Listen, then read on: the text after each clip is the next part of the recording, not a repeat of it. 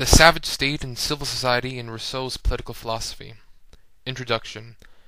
Jean-Jacques Rousseau's first discourse, or a discourse on the arts and sciences, illustrated the corrupting influence of society upon men, in which the general discord and dissatisfaction of modern society had arisen from the great economic prosperity and affluence of modern civilization. Rousseau further maintained that learning, literature, and advances in culture actually led to a regression of one's own morals, as individuals became effeminate, corrupt, and indolent.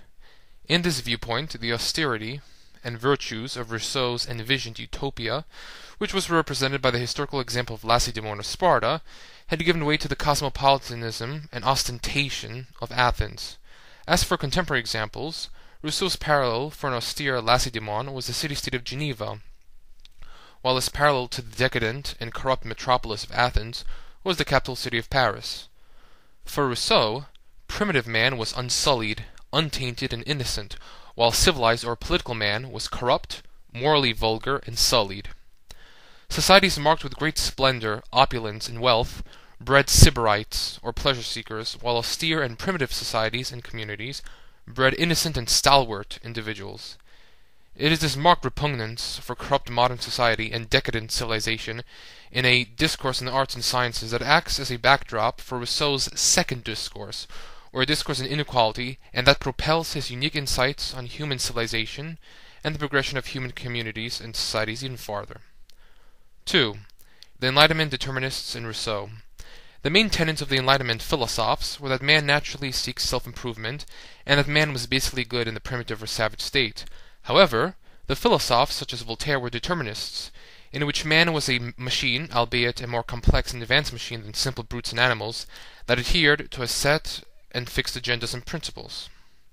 Though a product of the Enlightenment, Rousseau vehemently disagreed with the points of determinism and argued for an autonomous will that all men possess. Another point that Rousseau markedly differed from the Enlightenment intellectuals and philosophers was in his political philosophy. Rousseau stressed the sovereignty of the individual over the dicta or will of society, and argued that the very same institutions that have sought to alleviate the disturbances, irregularities, and inequalities in society are the very same social structures that have sought to ameliorate the problems and strains of living within a community or society seem to have perpetuated those very same problems and disturbances that plague the state and society. The two mainstream political variants of the Enlightenment philosophers consisted of the liberal constitutionalism of Charles Louis de Secundit Montesquieu and the enlightened absolutism or benevolent despotism espoused by Voltaire in its moderate form and by Baron de Holbach in its extreme form.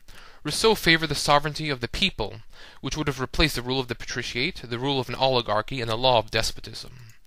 For Rousseau, the ideal community was in the form of Lacedaemon or Sparta, which was paralleled by the contemporary examples of the city-state of Geneva and the agrarian or agricultural communities in the island of Corsica. The ideal community of Rousseau was not unlike the polises or city-states of antiquity, in which a highly devout body of citizens and patriots would maintain the political autonomy and sovereignty of the state. This tightly knit and closely bonded community would have adhered to an agrarian ideal with an austere beauty or simple grandeur to its rural-based communities. On the other hand, larger communities tended to be more universal and cosmopolitan, with increased commerce, affluence, and prestige resulting in a deterioration of sacred moral values, the squandering of resources, and vulgar ostentation. The rural and petite bourgeoisie communities of Rousseau were directed to avoid the deadly influence of major urban centers and commercial hubs. 3. The transformations from the savage state to modern societies.